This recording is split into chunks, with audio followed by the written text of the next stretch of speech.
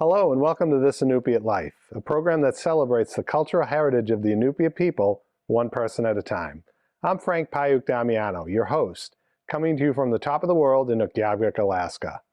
Joining us in the studio today is Edith Nageak, born in Utqiagvik, Alaska on the 20th day of June in the year of our Lord, 1947. Thank you for being here today, Edith. You're welcome. So why don't we start out with you telling us a little bit about yourself? My name's Edith Nageak. Of course, I was born on June 20, 1947, and my mom and dad are Benson and Rhoda Nageak. I'm the granddaughter of Andrew and Susie Akutchuk. So there's a whole bunch of Akutchuks. Did you have any brothers or sisters? I had Martha Aiken was the oldest one. Raymond Nageak was the next and adopted to Nageaks from Nageaks. And Raymond and James Nageak. Marianne was adopted to Rexfords. And Priscilla,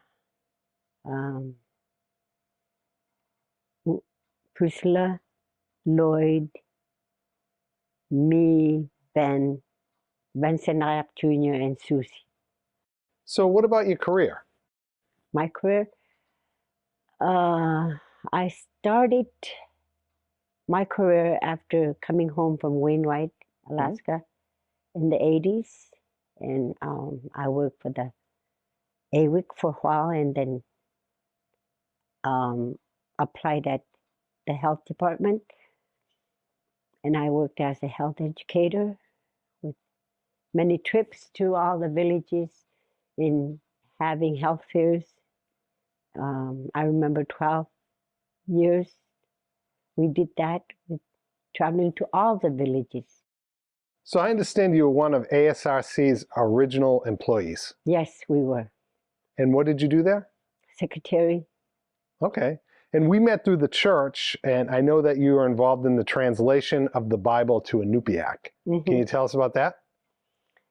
Yes, somebody had approached me about, joining in and said, sure, I would love to. And we've been involved with it. And I have the awesomest constituents in that area.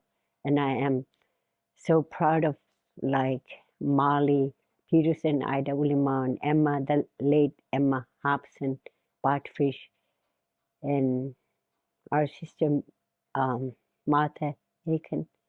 And of course, the other team, Ida, Marie Nageak, Elsie Ita, and also Ruth is in our group. So it's something that I am so glad that the Old Testament is finished. Now we're reviewing it. It's beautiful to read the Bible in our language. I distinctly remember the day when the Inupiat language was available for download on my Bible app. Wow. And I remember thinking, I know Edith was involved with this, right? And it was nice to see that it had reached that point where even electronically it became available. You were probably reading the New Testament. Yes. Yes, because I want to acknowledge the late Reverend Amalwak, Reverend Roy Amalwak, and also Webster, Don Webster, who translated the New Testament, the little Bible. So it is beautiful to learn. It's a good educational thing for people who want to learn the language. So I know you were born in Utqiagvik, but where were you raised? How long were you in Utqiagvik? Were you raised there? I was about 7 or 8 when we moved here to Barrow. To Barrow, okay. Yes, to Utqiagvik. That's where our parents raised us, in Barrow. So what is your earliest memory of life? Imagine I'm in the back of my mom. In amaking, that means I was in the back of my mom with the parka. And I see, not see, but smell the coffee, the smell of coffee. Oh, and I do remember laughter, a lot of laughter, because all my uncles and aunts and mom and them, and probably dad was there, and it's just a beautiful memory when I was a little baby. Do you remember seeing anything? I look down and there's that Coleman stove way down there making coffee. And that's what I see. I hear all this laughter and all my uncles and aunts being there. And after that, I, I guess I went to sleep. I don't know. Isn't that amazing? As a little It baby, is, yes. as a little baby, I remembered that. So, what can you tell us about your mother? She raised us good. We were never hungry because our dad was a hunter, and she would prepare the food that he caught, whether it's a regular seal or a bearded seal or whatever. Or one of the beautiful memories I have was when we were kids. They'd go down the coast to go camping and hunt seals and caribou, and it was normal for us to do that right after school. I'm done with school, now let's go hunt some seals. They would go down the coast and go camping, and it was normal for us. What about your father? What can you tell us about him? He was a traditional healer, because I remember women would go see him when they were overdue with being pregnant, and the baby, he would know that the baby was up, the head was up that way, supposed to be down, so he would manipulate the babies, and as soon as he did that, the women would go home, and whenever the baby was ready, they went to the hospital and had the baby. So he was a hunter and a healer. Yes. Beautiful. So you shared with us some happy memories. You remember hunting after school. Are there other memories like that, happy memories of your childhood you'd like to share with our viewers? Yes. After 7th grade, they would send us to Wrangell Institute, a whole bunch of us from here, from Utqiagvik. And so, of course, we developed a kinship with each other, but we always had a gang leader. One time, one of the matrons wanted to send a tape so that we could talk to our parents on the reel-to-reel tape, okay? And our leader, gang leader, was always the first in anything, so he started talking on the reel-to-reel tape, and guess what happened? What? Mom! Everybody started crying. Like everyone in the room? Yeah, I mean, you were all standing around watching this? Wow. Everyone in the room, and I think they threw away they didn't let us. They didn't send that tape home. They didn't let us do that again. Their heart was in the right place. Yeah. It was a really cool idea, but just it didn't. No. Kids intervened. Are there any other happy memories of your childhood that you'd like to share? Just camping, of course. Yes. I understand you were born in a tent. Is that true? I'm pretty sure I was born in a tent because I just love being in tents, especially by the ocean in Utqiagvik, I think. When I visited there, went down there to go see it, and I remembered, yeah. So were there some challenging times in your childhood, some difficulties that might not have been a whole lot of fun to deal with then, but they kind of helped shape you into who you are today? Yes. I have dealt with it, okay? Because it's something that I have healed from because of an excellent clinician. During the Nose Lobor Health Department, there was this clinician at the behavioral health, because I was just coming out of a domestically violent marriage, and I was at Edith, and then I was trying to look for a job.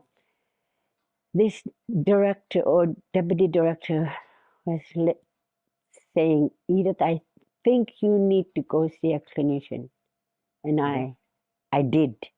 thank God I did. What was that experience like? Wow.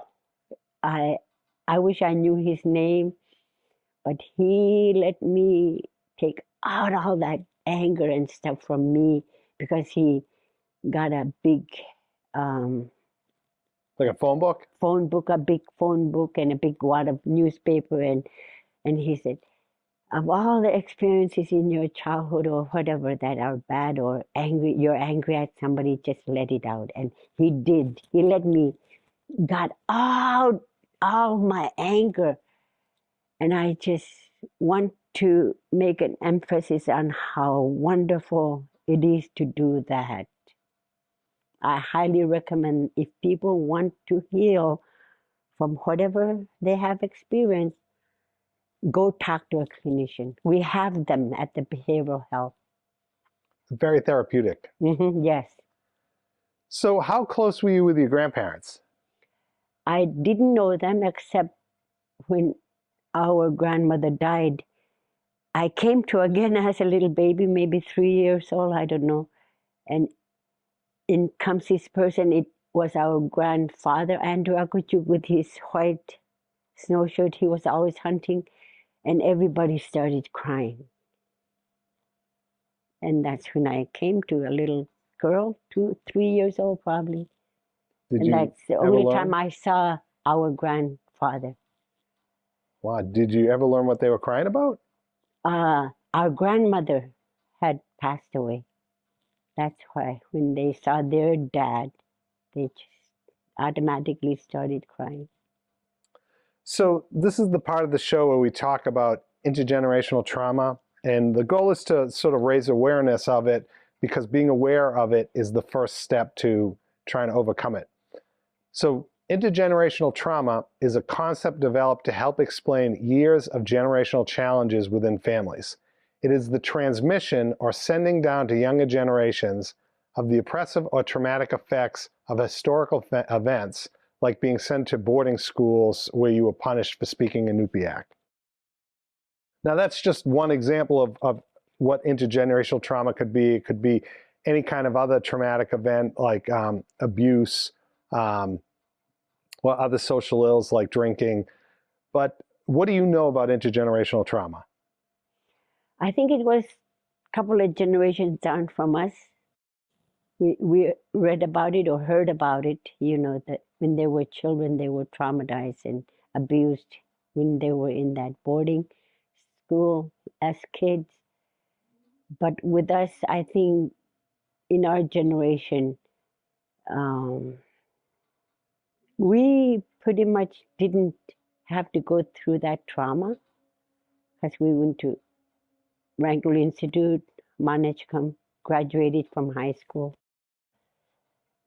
So I would highly recommend, if anybody has a lot of anger issues and don't know what's going on with them emotionally, psychologically, or whatever, to approach the Oslo Board of Behavioral Health and seek help, because counseling is excellent.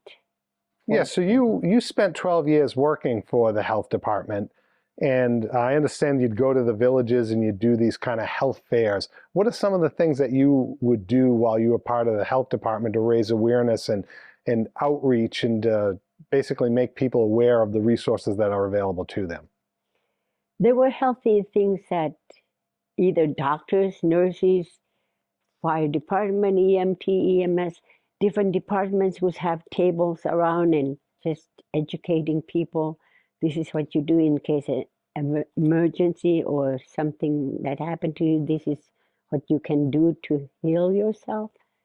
Those were the things, and I did work more than 12 years. That's when the health education department started traveling to all of the villages in that, and talk about making it happy, and balloons and door prizes and everything, and people learn even more when it's in a good, happy mode. It sounds like you really made an impact, and that you were able to reach people and help them find a path to healing so that they could stop that cycle of intergenerational trauma. Mm-hmm. Yes. So what changes have you noticed in Inupiat culture in your lifetime? Our culture has not changed, Inupiat culture, but schooling taught us how to speak English, and that's my regret. In my children, I should have talked to them in our language, Inupiat. That was my heartache. So are there any changes you'd like to see in Inupiat culture? Yes, it's not healthy to raise children in the midst of alcohol and drugs. It's not good. It's not healthy.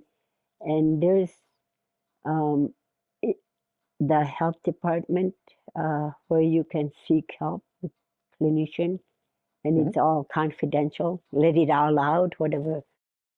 Why do I drink? Why do I do this? Why did I,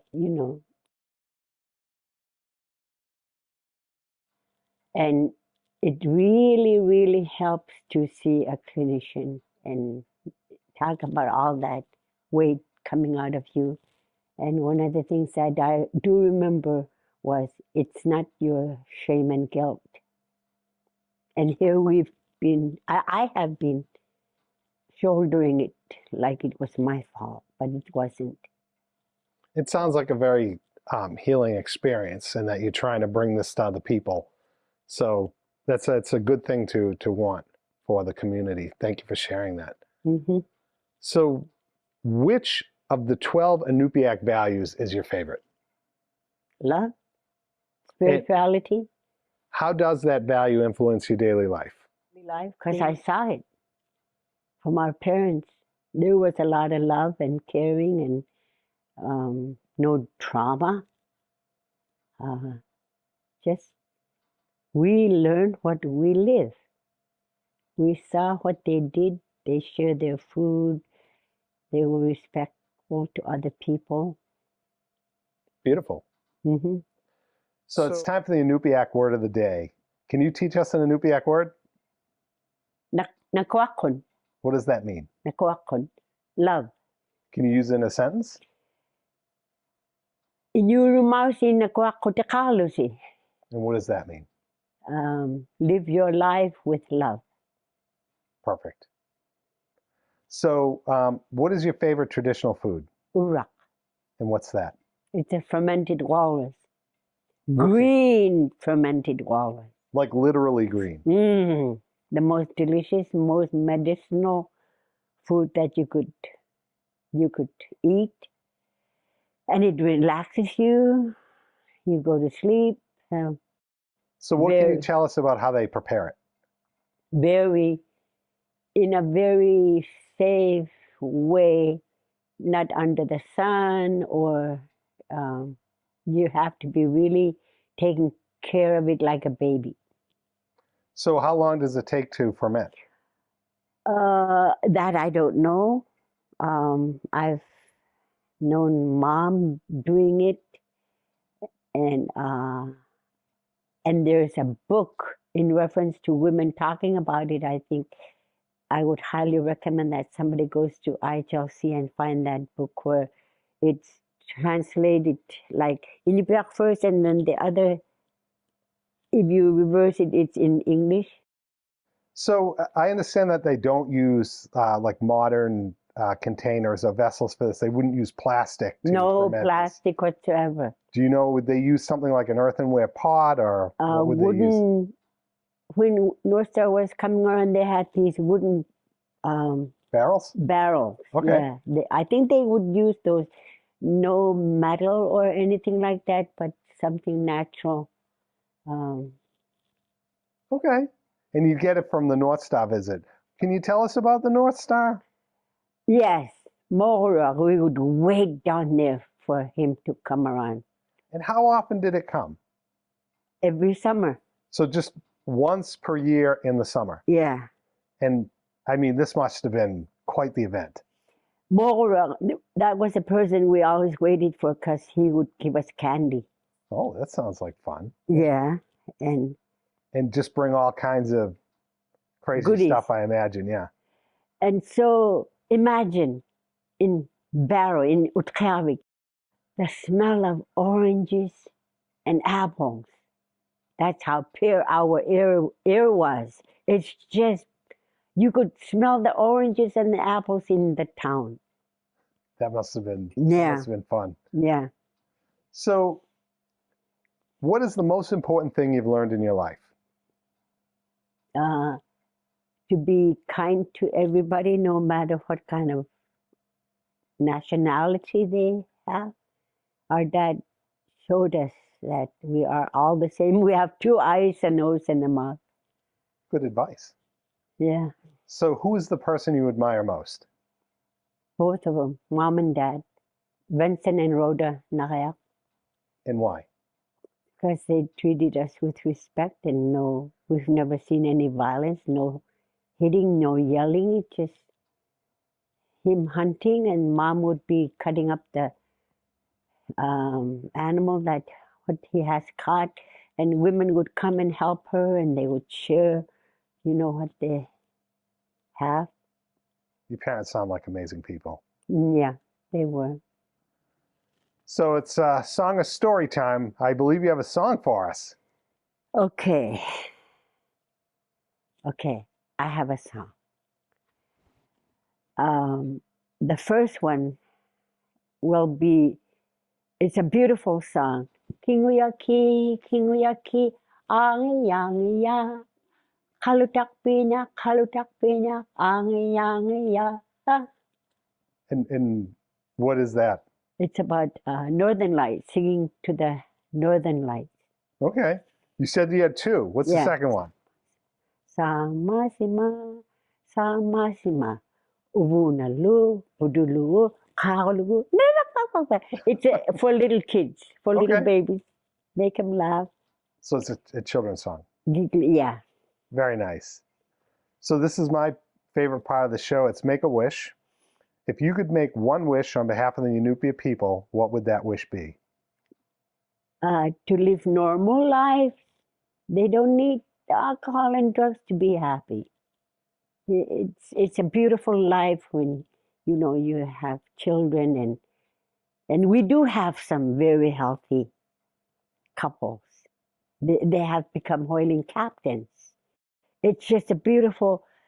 It just goes on. Our Inupiat way of life goes on, and the children are learning. They're learning how to hunt at an early age. Well, you certainly got me hooked. Yeah. So is there anything else you'd like to share with our viewers? And just to tell everybody that is watching this, we would love your stories also. I think it's the best thing for young people to hear these stories that we have for them. Yeah, I certainly don't have a problem with that. Yeah, please come on the show. Well, thank you so much for speaking with us today, Edith. You're very welcome. And thank you to the Arctic Slope Regional Corporation for providing the studio's decorations. It certainly looks good and gives it a very authentic feel. If you enjoyed this show, please take the time to like this video and subscribe to our channel. Those likes and subscribes really make a difference. Also, click the notifications button so you can be notified when future episodes are released. If you're interested in appearing as a guest on this show, pause the video now and scan the QR code on your screen to fill out our sign-up form. And finally, we're most grateful to you, our viewers, for showing interest in the cultural heritage of the Inupiat people and supporting this show. Until next time, Koyanak.